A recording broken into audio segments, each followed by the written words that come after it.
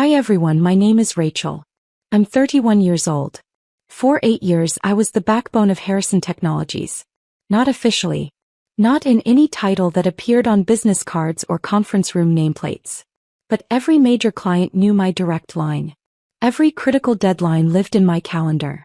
Every crisis, technical, financial, operational, ended up on my desk with a post-it note reading "Rachel will fix this." And I did. Every single time. I started at Harrison Technologies the summer after graduate school. 23 years old, MBA fresh in hand, ready to prove myself in my family's software consulting firm. My father, David Harrison, founded the company 32 years ago. Built it from a garage startup to a $230 million operation with offices in 4 cities. You'll start in project management, he told me that first day, standing in the glass-walled conference room overlooking the city. Learn the business from the ground up. That's how leaders are made. I believed him. I worked 80-hour weeks. I learned software development, client relations, contract negotiation, vendor management. By year 2 I was managing projects worth $8 million annually. By year 4, senior developers asked for me specifically because I understood both the technical requirements and the business implications. The clients loved me, trusted me. When Meridian Industries, our largest client at $50 million annually, had a catastrophic system failure 3 years ago, they called my cell at 2 a.m. Not the CEO. Not the CTO. Me. I assembled a team. Worked 72 hours straight. We rebuilt their entire infrastructure, implemented redundancies, delivered them operational 3 days ahead of the emergency timeline. Their COO sent a handwritten letter. "Rachel Harrison saved our company. We are forever grateful." At the company celebration dinner, my father toasted the Harrison Technologies team for their collective excellence. My name wasn't mentioned. My cousin, Brandon, 29 and recently returned from his 3rd startup failure, stood beside my father and smiled like he'd contributed something beyond showing up. Brandon was my uncle's son. Charming, photogenic, good at golf and client dinners. He'd spent his 20s launching tech startups that burned through investor money before collapsing. No exits. No successes. Just expensive lessons in what not to do funded by family money. When his last venture imploded, my uncle called my father. "Brandon needs stability. Bring him into Harrison. Let him learn from the best." The best apparently meant me. My father called me into his office on a Monday morning. "Brandon's joining the senior team. I want you to mentor him. Show him how we operate. He's family and family takes care of family." I nodded. Family takes care of family. I'd heard that phrase my entire life. The mentoring began simply enough. I walked Brandon through our project lifecycle, client management systems, technical architecture. He took notes on an iPad, asked decent questions, seemed genuinely interested in learning. Then the pattern emerged with brutal clarity. Brandon would sit in client meetings nodding and smiling while I presented the strategies, timelines, risk assessments. Afterward, my father would clap Brandon's shoulder. "Great presence in there, son. Clients respond to that confidence." I'd pack up the projector, the handouts, the technical specifications. Drive back to the office. Implement everything we'd discussed while Brandon played foosball in the break room. When the Apex Digital account nearly walked because of a pricing dispute, I spent 2 weeks renegotiating terms. Created a custom package that saved them $2.3 million over 3 years while maintaining our profit margins. The client was ecstatic. Signed a 5-year extension worth $15 million. At the quarterly board meeting, my father stood and announced, "I'm pleased to report that Brandon successfully retained the Apex account through innovative negotiation. This is the kind of strategic thinking that will drive Harrison Technologies forward." Brandon looked uncomfortable. I looked at my laptop screen where the 47-page proposal I'd written was still open. Mrs. Patterson, our CFO for 18 years, found me in the parking garage that evening. I was sitting in my car, not crying, just staring at the steering wheel. "He knows," she said through my open window. "David knows you saved Apex. The whole executive team knows." "Then why does Brandon get credit?" "Because acknowledging your work means acknowledging he's grooming the wrong person for succession." She squeezed my shoulder through the window. "You're not invisible, Rachel. You're essential. That's different. And eventually, essential people get tired of being treated as expendable." The invisible labor continued for 8 years. I mentored Brandon. Showed him how to read technical documentation, manage difficult clients, negotiate contracts, handle vendor relationships. He learned slowly how to look competent in presentations. He never learned how to do the actual strategic work. When clients called with emergencies, they called me. When proposals needed final review at midnight, I did it. When the board requested financial projections, I built the models, then watched Brandon present them to applause. My father created a new role for Brandon in year 5.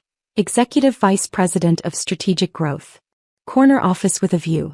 $250,000 salary. Company car. Business cards printed on heavy cardstock that probably cost more than my monthly rent. I was still Senior Project Director, at $145,000, in an interior office next to the server room where the ventilation system hummed constantly. "You're doing critical work," my father said when I asked about my own advancement. "Client-facing work. The operational foundation of this company." "I've been here 8 years, I said carefully. "I manage accounts worth $87 million. I've never lost a client. I've brought in $34 million in new business. I've mentored every senior hire for the past 4 years, including Brandon. And we appreciate that enormously. But Rachel, leadership isn't just about technical excellence. It's about vision, market positioning. Brandon has that natural executive presence clients respect." Brandon, who'd asked me last week what API stood for. Brandon, who'd missed a critical client presentation because he was hungover from a networking event. Brandon, who still forwarded me emails asking, "How should I respond to this?" But Brandon played golf with my father every Saturday. Brandon made my uncle laugh at family dinners. Brandon was the son my father never had. I was just the daughter who made it all work behind the curtain. The breaking point came on a Thursday in March. My father called an all-hands meeting for 4 p.m. Unusual timing. Most announcements came Monday mornings. I assumed it was about the Meridian contract renewal I'd been negotiating. We just finalized terms. $65 million over 4 years, up from their current $50 million. The largest single contract in company history. The main floor filled with employees. 143 people from senior architects to junior developers. My father stood at the center with Brandon beside him, wearing a navy suit I recognized from the shopping trip where I'd helped him pick professional attire. "Thank you all for gathering," my father began. "Today marks a pivotal moment for Harrison Technologies."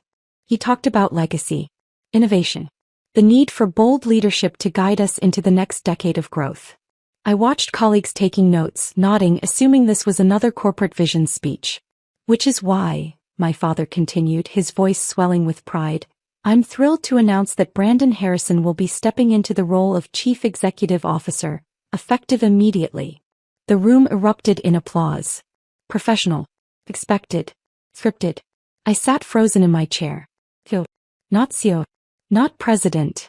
CEO, the role that controlled everything. Strategy. Operations. Client relationships. The future of the company. The role I'd been doing unofficially for 3 years.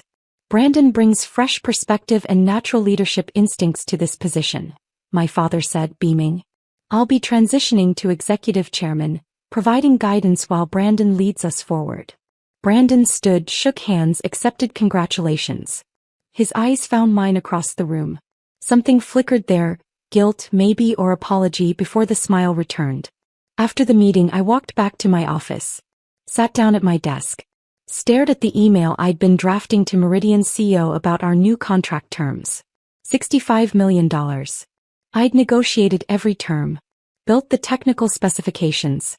Designed the implementation timeline. And Brandon, who couldn't explain our core service offerings without a script, would now take credit for it all. My father appeared in my doorway 30 minutes later. "I need you to transition your major accounts to Brandon over the next month," he said. Not asked. Stated. "Meridian especially. You've built strong relationships there. I want you to ensure Brandon has everything he needs to maintain those connections." "My relationships," I repeated softly. "The company's relationships, Rachel. You understand? This is about continuity. Brandon will need your institutional knowledge to succeed." Something inside me, something that had been bending for 8 years, snapped clean. And what's my new role? I asked. You'll continue as Senior Project Director. Your work is invaluable. Just because Brandon is CEO doesn't diminish your. After 8 years. After managing $87 million in accounts.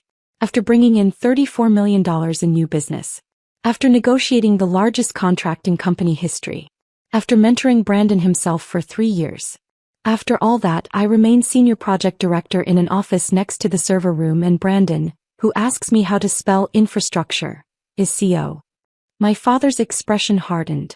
This isn't about keeping score. Brandon has qualities you lack. Executive presence. Strategic vision. Gravitas. You're an excellent operator, Rachel, but you're not leadership material.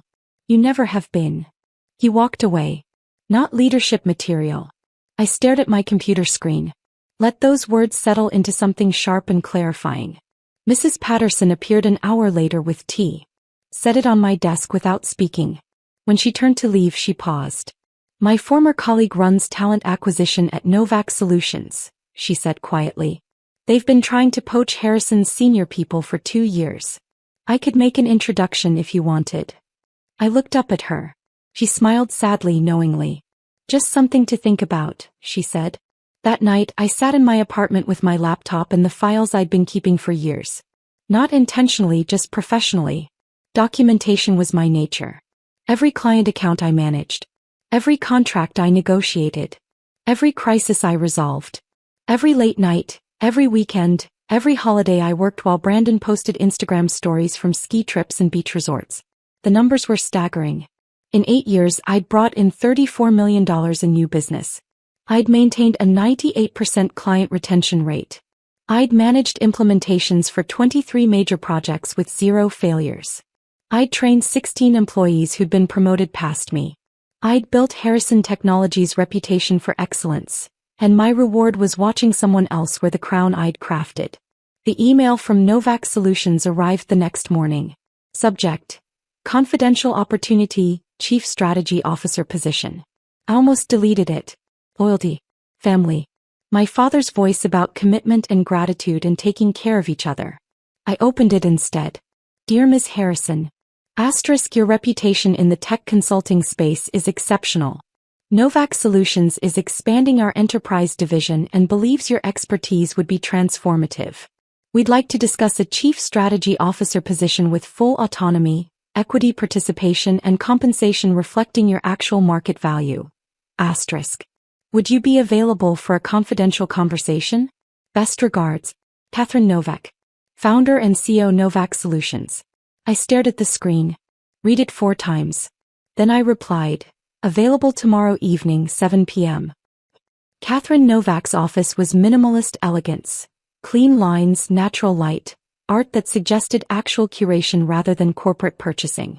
She was 46, sharp-eyed, direct. She offered espresso from a machine that probably cost more than my car. I've been watching your career for 3 years, Catherine said without preamble. Every major win at Harrison has your signature on it. The Meridian save. The Apex renegotiation. The Stellar Systems implementation that came in under budget and ahead of schedule. You're the strategic brain of that operation. My father would disagree. Your father is protecting his investment in his nephew's career advancement. Catherine's tone was matter-of-fact, not cruel. I'm not interested in his feelings. I'm interested in results. And you consistently deliver results that exceed projections. She slid a folder across the desk. I opened it. The offer was breathtaking. Chief Strategy Officer. $520,000 base salary. Performance bonuses up to $200,000 annually. Equity worth $1.2 million when fully vested. Full autonomy over strategic initiatives. My own team. An office with windows. Real windows. Why me? I asked. Because you don't need a seat at someone else's table, Catherine said. You build the tables. You've just been forced to pretend someone else built them. I'm offering you a place where your name goes on your work. I thought about my father's words. Not leadership material. I'll need to give notice, I said. Take whatever time you need. I want you rested and ready, not burned out and bitter. Catherine smiled. Although I won't pretend I'm not looking forward to Harrison scrambling when they realize what they've lost. I signed the offer letter that night.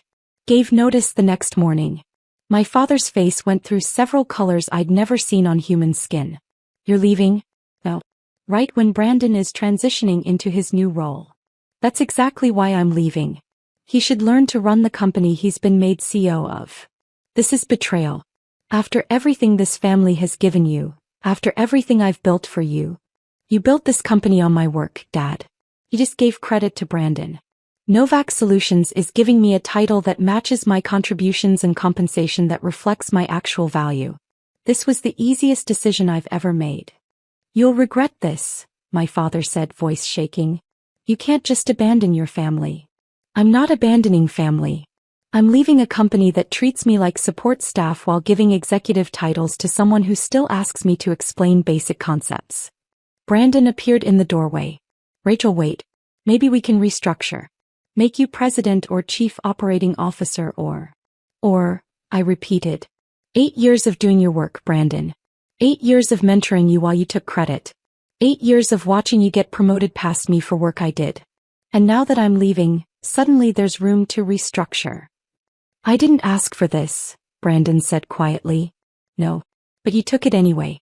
You stood in boardrooms and accepted applause for strategies I created. You could have said something. You never did. I picked up the box with my desk belongings, not much after 8 years. A plant Mrs. Patterson had given me. Photos from client events where I was always in the background. The handwritten note from Meridian thanking me for saving their company. Mrs. Patterson met me in the lobby. Pressed an envelope into my hands. Open it later, she said. And Rachel, you're going to be extraordinary. Come back and tell me about it. I left without looking back at the building. Just walked to my car, put the box in the trunk, drove away from 8 years of invisible labor. The envelope contained a $1,000 check and a note. Asterisk, not charity. An investment in someone who always should have been CEO. Make them regret it. Asterisk. At Novak Solutions everything was different. I had an office with floor-to-ceiling windows overlooking the harbor. A team of 8 strategists who reported directly to me. Projects with my name in bold at the top of every proposal. Lead strategist, Rachel Harrison, Chief Strategy Officer. The first time Catherine asked my opinion in a leadership meeting, I waited for someone to interrupt. To explain what I really meant. To simplify my technical language for the room. No one did. Catherine just nodded and said, solid analysis. Let's build on that framework. My direct report, Sarah, scheduled weekly one-on-ones not to micromanage but to ask genuine questions. What resources do you need? How can I support your initiatives? What obstacles should I clear? When I delivered my first major strategy presentation, a market expansion plan for our enterprise division, the board applauded. Catherine sent a company-wide email. Asterisk, this is what strategic excellence looks like. Rachel Harrison just mapped our next 3 years of growth. This is leadership. Asterisk.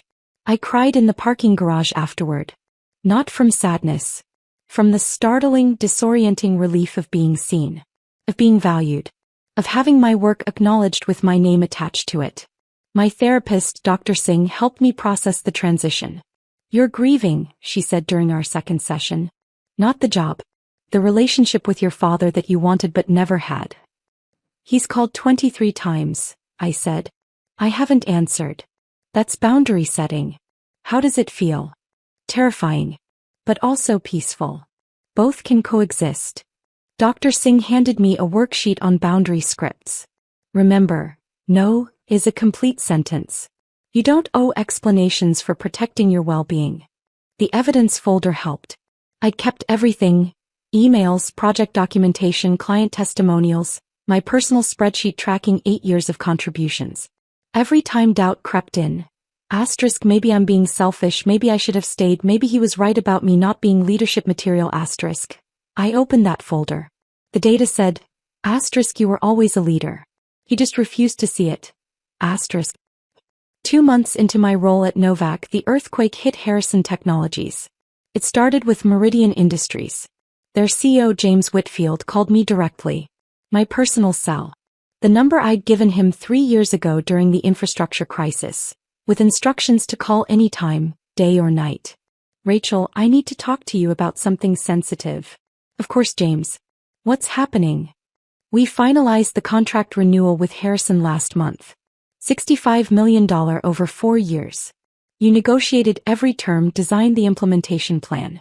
Now we're dealing with Brandon and... He paused. Rachel, he doesn't understand our technical requirements. He can't answer basic questions about the architecture you designed. We've tried to work with him, but after 3 meetings where he promised to get back to us on fundamental details, we're concerned. I'm sorry you're experiencing that, I said carefully. I'm calling because Meridian wants to move our account to Novak Solutions. You're there. We don't want Harrison Technologies. We want you. You've always been our real partner. We're just following the expertise.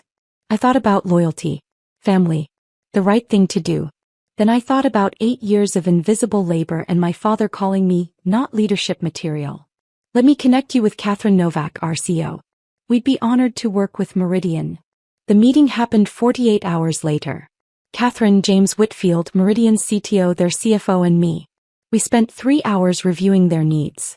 I presented the implementation framework I'd already designed, the one Brandon couldn't explain to them. This is exactly what we need, James said. The expertise, the attention to detail, the strategic thinking. This is what we thought we were getting from Harrison. He looked at me directly. Rachel, you saved our company 3 years ago. You've guided every major technology decision since then. We want to continue that partnership. But we want it official. We want it with you where you're actually valued. Meridian signed with Novak the following week. $65 million over 4 years. The largest contract in Novak Solutions history. Catherine promoted me to Executive Vice President of Strategic Accounts on the spot. Added another $100,000 to my base salary. Gave me equity worth an additional $800,000. You just transformed this company, Catherine said. This contract validates everything we're building. You're not just an employee, Rachel. You're a cornerstone. My phone exploded with messages that evening. Brandon first. Rachel, we need to talk urgently. Meridian just canceled. Dad is. Please call me. Then board members from Harrison. We should schedule a meeting. Discuss possibilities for collaboration. Then my father. You poached our biggest client. This is industrial sabotage. This is theft. I blocked the number. Dr. Singh had prepared me for this moment. They'll escalate when they realize they can't control you anymore. Expect commands, then guilt, then threats, then desperate bargaining. Don't engage unless you choose to. I didn't choose to. Catherine, however, was thrilled. One of the top 5 consulting firms in the region just lost their anchor client to us. Rachel, you're not just good at this work. You're transformational. The second defection came 3 weeks later. Apex Digital, the account I'd saved with custom pricing. Their VP of technology called me directly. Rachel, I'm going to be blunt. Since you left, Harrison's service quality has collapsed. Brandon doesn't understand our technical stack. He missed 2 quarterly reviews. When we raised concerns about our roadmap, he assured us the team would handle it, but no one contacted us. We don't want teams. We want the person who actually understands our business. We want you. Apex brought their $15 million contract to Novak. The third defection made industry headlines. Stellar Systems moves $22 million account to Novak Solutions, following strategic excellence. The article quoted Stellar CEO. We partnered with Harrison Technologies because of Rachel Harrison's strategic vision. When she moved to Novak Solutions, the choice was obvious. Expertise matters more than company legacy. My phone became unusable. Messages flooded in. Brandon, no longer professional. Rachel, please. You're destroying us. Dad's having panic attacks. We've lost $102 million in contracts. We need help. Board members increasingly desperate. We should discuss terms for your return. Name your price. My uncle, you're tearing this family apart. Brandon looks 10 years older. Your father can't sleep. How can you be so cold? I blocked the numbers one by one. Mrs. Patterson texted. *7 senior people quit this week. Including me. Brandon is in over his head and David won't admit it. The whole company is chaos. But you're thriving. Proud of you, Rachel. Catherine called a company meeting. Announced that Novak Solutions had grown 43% in 3 months. That we were opening a new office. That our client retention was 100%. That Rachel Harrison's leadership had transformed the company's trajectory. This, Catherine said, gesturing to me, is what happens when you recognize and reward actual talent instead of trying to fit square pegs into round holes because of nepotism. The entire company applauded. For me. For my work. For leadership that was finally, officially acknowledged. Month 4 brought the desperate phase. My father and Brandon showed up at Novak's offices. Security called up. Catherine came to my office first. 2 men claiming to be family. Want me to have them removed. I considered it. How easy to simply refuse. To let them wait in the lobby experiencing what I'd experienced for 8 years. Being invisible, dismissed, not worth time. But Dr. Singh's voice. Asterisk closure isn't something they give you. Something you create for yourself. Asterisk. I'll meet them in the cafe downstairs, I said. Public space. 30 minutes maximum. We sat at a corner table. Glass walls. Other professionals working around us. Witnesses. My father looked diminished somehow. Older. Thinner. Brandon looked exhausted with dark circles under his eyes. Thank you for seeing us, my father began. I waited. We may have underestimated your contributions to the company, he said carefully. Legal language. Precise. We'd like to discuss you returning as President and Chief Operating Officer. Substantial compensation increase. Real authority. Brandon would remain CO, but you'd handle all strategic operations. What's substantial? I asked. $350,000 base. Plus performance bonuses. Plus equity. I almost laughed. $350,000. Novak pays me $620,000 base. I have equity worth $2 million. I have a team that respects me. I have a CEO who values my input. I have clients who followed me because they trust my expertise. Why would I take a massive pay cut to return to a company where I'd still report to someone who doesn't understand basic technical concepts? I was wrong, my father said quietly. About the leadership material comment. I see now that you were leading all along. Brandon needed the opportunity. He needed to prove himself. And I didn't need opportunities. I didn't need anyone to believe in me. Silence.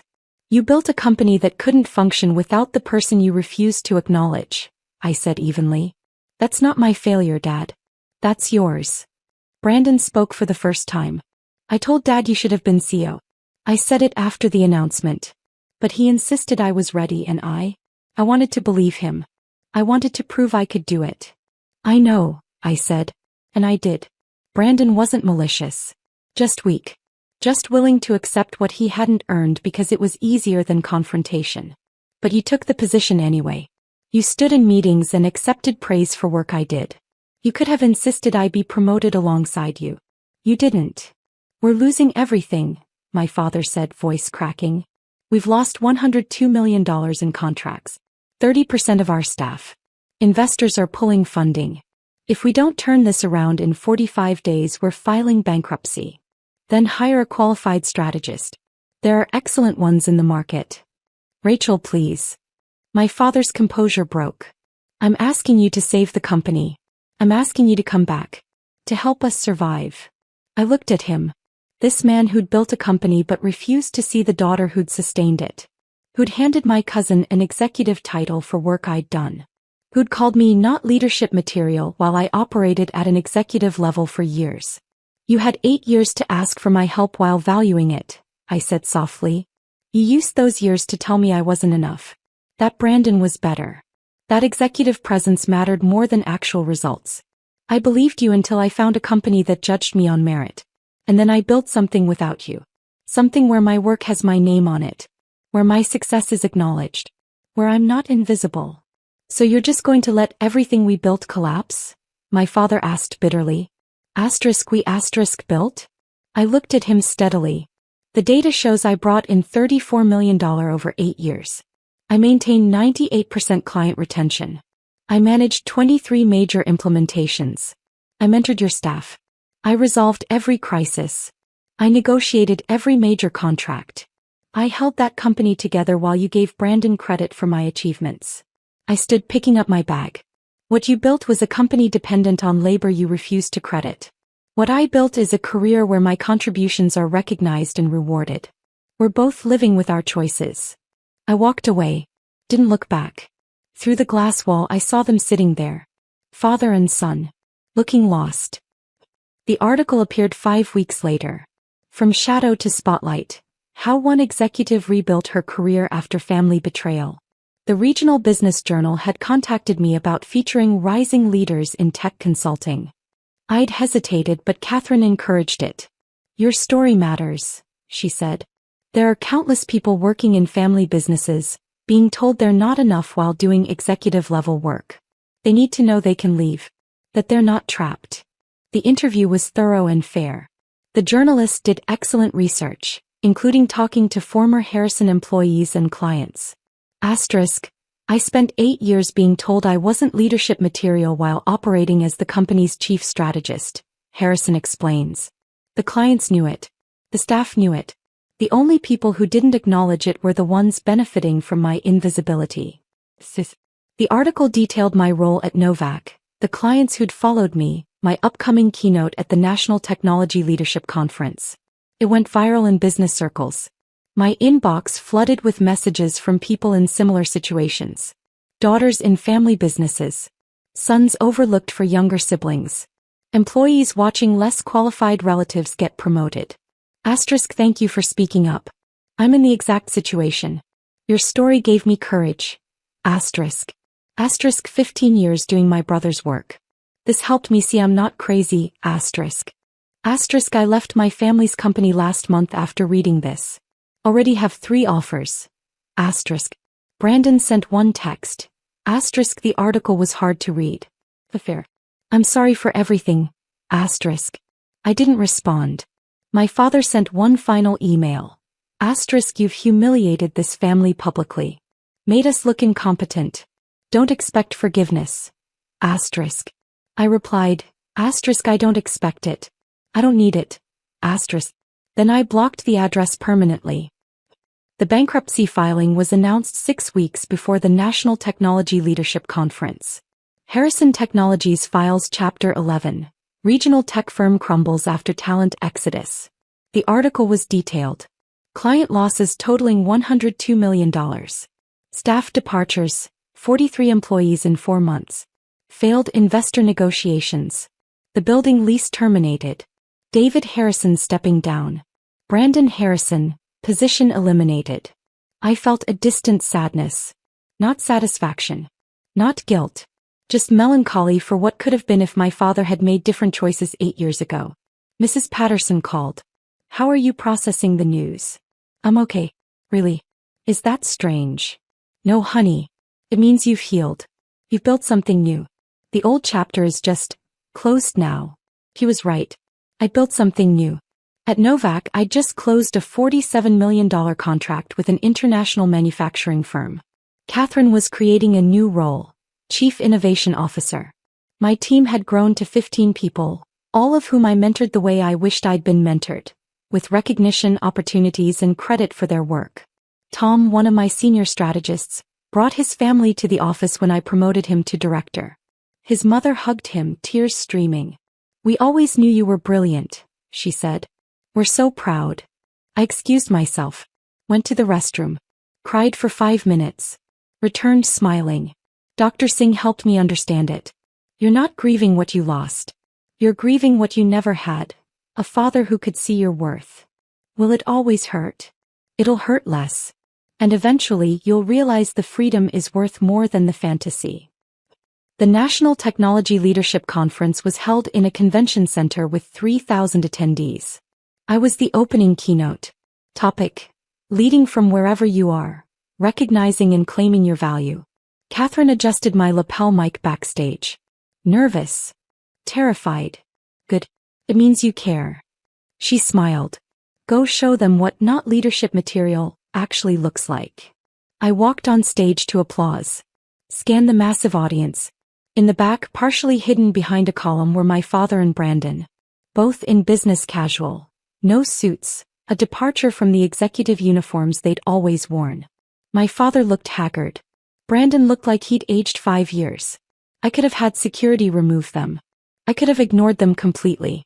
Instead, I began my speech.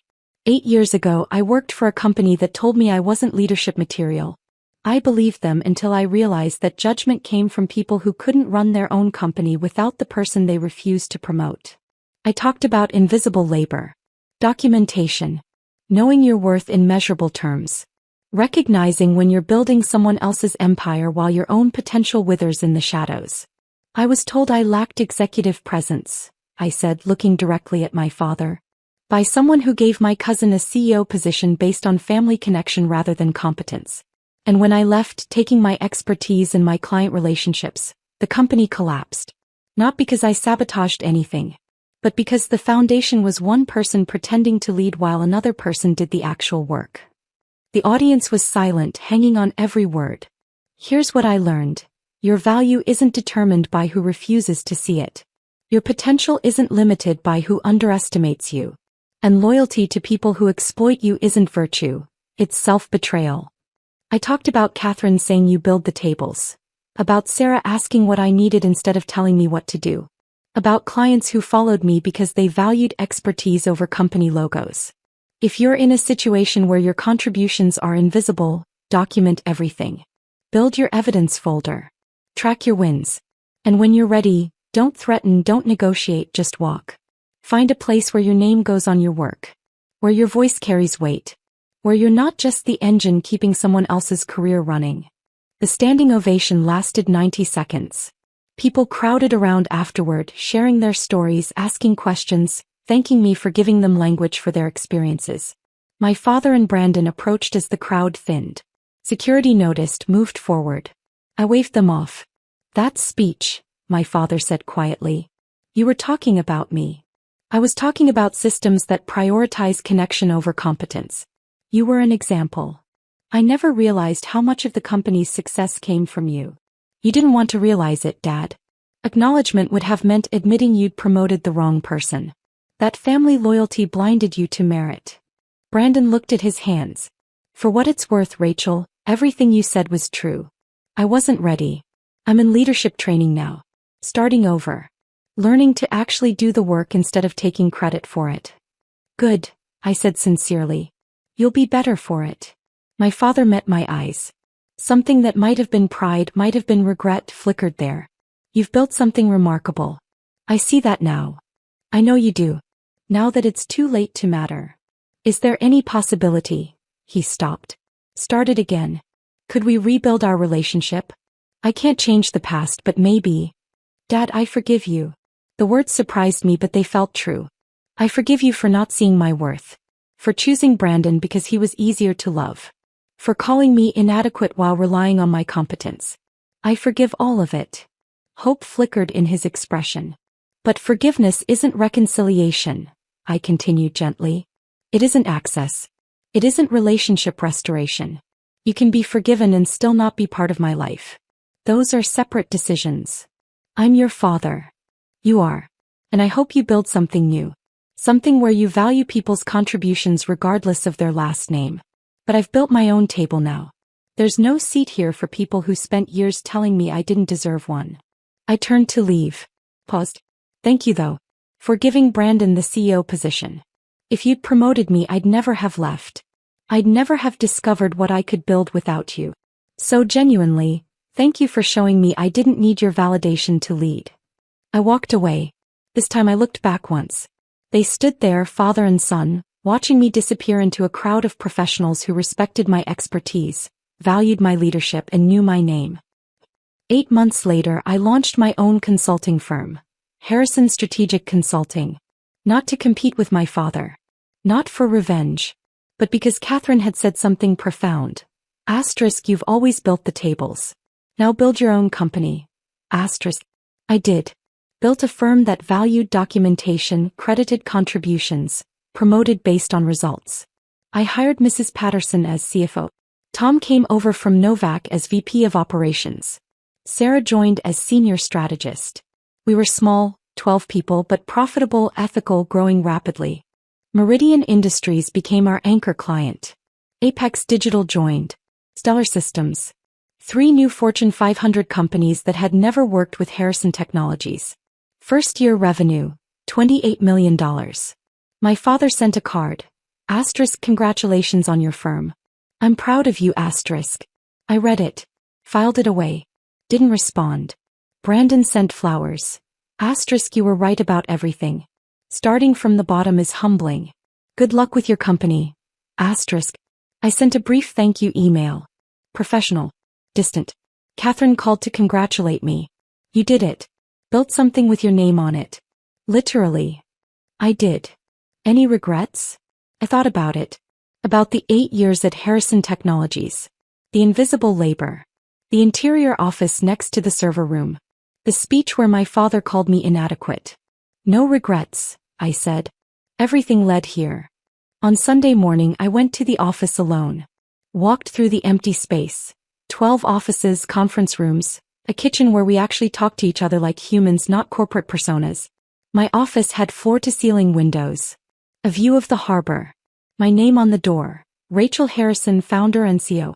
The title my father said I'd never be qualified for. My phone buzzed. Unknown number. I almost ignored it, then looked at the message.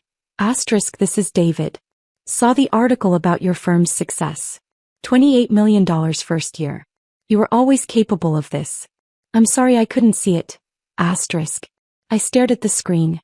Waited for the familiar ache of wanting his approval, his pride, his acknowledgement. It didn't come. Instead I felt complete. Whole. Successfully independent. I typed. Asterisk, I appreciate that. I hope you're well. Asterisk. Then I blocked the number. Not from anger. From boundaries. From understanding that some doors close not because of hatred, but because keeping them open means staying tethered to versions of ourselves that no longer exist. I sat at my desk. Opened my laptop. Reviewed the proposal for our next major client. A $52 million contract that would make us one of the fastest-growing consulting firms in the region. Outside my window, the harbor glittered in morning light. Boats moved purposefully across the water. The city hummed with life and possibility. The building at Harrison Technologies had gone dark. The logo removed. The lease terminated. But here in 12 offices filled with people who respected each other, every light blazed bright. I built this table. I built all of it. And my name was on everything.